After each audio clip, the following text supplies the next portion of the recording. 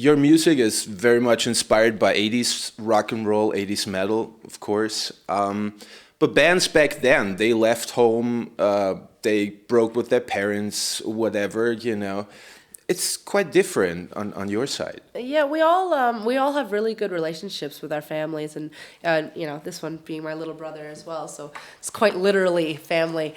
You know, we always tell people it's like Partridge Family meets Spinal Tap. You know, it's very you know, my family personally is just whacked out of their mind. They're crazy, but I think most of our musical influences came from our parents, as far as they were the ones that, you know, put into our hands, you know, Fleetwood Mac and Deep Purple and you know, Pink Floyd and Black Sabbath and Van Halen and Alice Cooper. Oh, your dad, Roger, was a bass player Yes, himself. he was also a bass player. So when when my brother and I, you know, said, hey, we want to start a band, yeah, they were thrilled. And I think they were thrilled we did not want to be doctors and lawyers, because they know nothing about that. But yeah, they were very supportive. And one thing my parents always told me was, you know, anything you need, you know, we'll be able to help. And if you don't go for it now, if you don't go for what you love now, you're always going to regret it. So that's the reason that we started so young. I think if they had said no, we probably would just be starting now. So. Was there ever a situation like that where your dad is like, come on? Absolutely. I always wanted to meet this guy or whatever. You know? Absolutely. You know, one of the things that, you know, my brother and I always said is that, you know, because, you know, our parents, you know, enabled us to start, you know, our dream and live our, you know, our fantasies. You know, we like to kind of let them live it as well. So, you know, when we were performing with Black Sabbath and Ronnie James Dio, you know, we had my dad come out and made sure that my parents got to meet them, because these were their idols too, and it's because of them that they are our idols. So, but yeah, there's so many times, like when we were making the record, I'd be calling up my dad. I just met Alice Cooper. And, no way, you know, and they're extremely proud of us. You guys were fans yourself, as you've said, of 80s bands. Most of them are still around or coming back. Have you met some of them? We've met a few. Like Dio or I don't know. Yes, we met Dio and the remaining people. Tony Iommi and Heaven and Hell and Geezer Butler. We got to play with them on. It was kind of a fluke accident, because it was the last night of their tour, and their support act had stopped, you know, right before that gig to go somewhere else. So they didn't have an opening band, and we snuck in there, and it was more just for us to be able to play with them. And they're so amazing. They're just still can do it. And really definitely the one time that I was extremely starstruck, just I'm gonna meet Dio, and they're so nice. They're so nice, you know. Just you know, Dio wants to hug everybody, and they're all they're gentlemen. And let's see, Cooper? Alice Cooper, got to meet Alice Cooper. Give him drugs. Yeah, I did. I gave Alice Cooper drugs, which was well, they were antacids actually. But yeah, we were making our record and in LA, and went into a music store called Amoeba Music, and you know, I see this kind of like leather coat go by me. And, you know, you can feel the presence of somebody, you know, like we're like when they enter the room and I look over, I'm like, oh, it's Alice Cooper.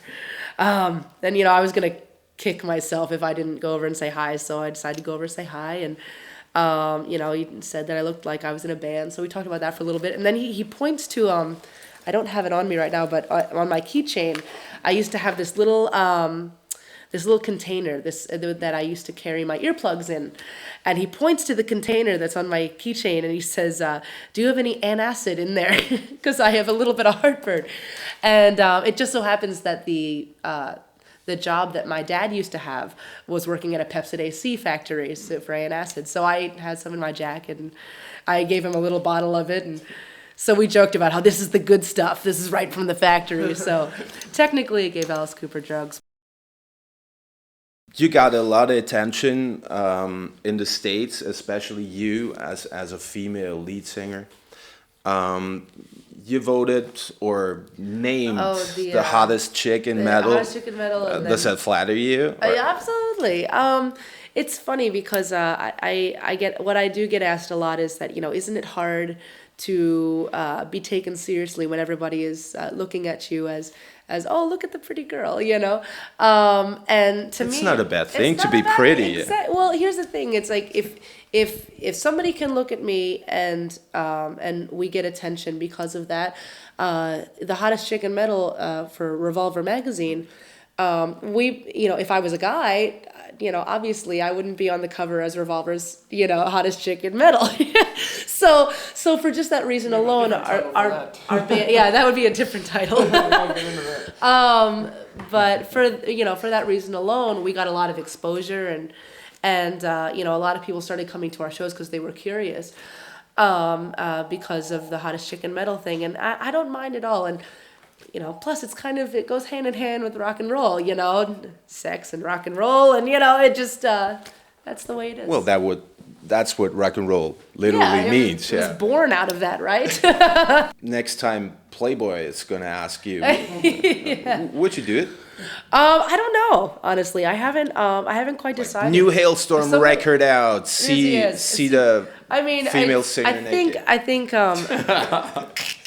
I don't know. I think the reason that I was excited about the Revolver and that because they definitely ended up making it tasteful and they weren't trying to make me be anything but myself. So there might have to be some stipulations with Playboy, but hey, I'll cross that bridge when I come to it because we were just talking about that the other day. Like, would you actually do it, Lizzie?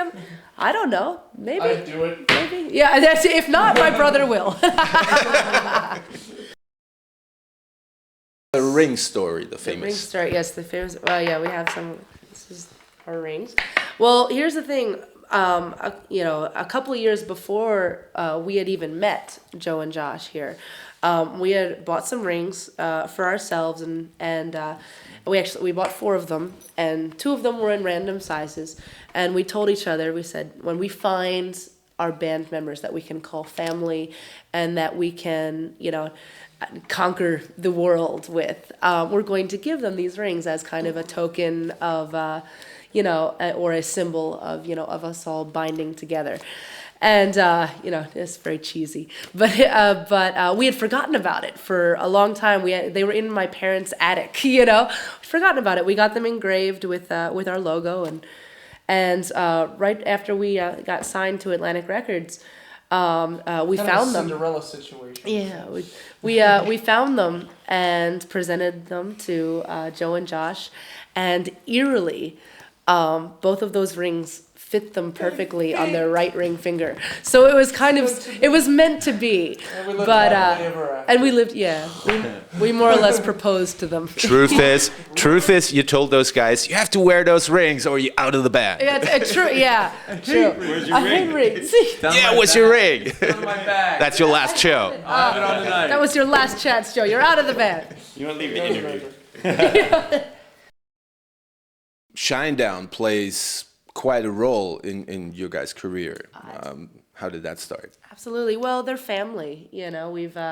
We've done like 8 tours with them. 7 or 8 U.S. tours. Yeah. And we have the same manager, the same label. We used to have the same booking agent. So when we signed to Atlantic and our management and all that, it just made sense. They're like, let's go out with Shinedown. I'm like, yeah. They're family now. Yeah, no, they are family. We've done so many tours with them. So yeah, they might be sick of us by now, but in the beginning it was not. I'm kidding. We'll with them too, I'm sure. Well, yeah, we'll be out on tour with them again as well. It's a family. They're nice Southern guys, yeah. Very nice guys. They do well over here too, I've heard. Yeah. So. But we've met them. They're very polite, I'd say. Definitely. Southern hospitality. Yes, Southern hospitality, exactly. Yeah, I remember before our record came out, Brent Smith would always talk to me and say, hey, when your record comes out, this is what you're going to have to do. This is what you can expect. Yeah. And so really has kind of been kind of a big brother, to us, and just kind of making sure that we don't make the same mistakes he did, or, we're kind of been able to learn from him. Hi, everyone. I'm Lizzie. I'm Josh. I'm Joe. And I'm RJ from HALESTORM. And you're watching MULATSCHAG, the only TV show you really need. MULATSCHAG!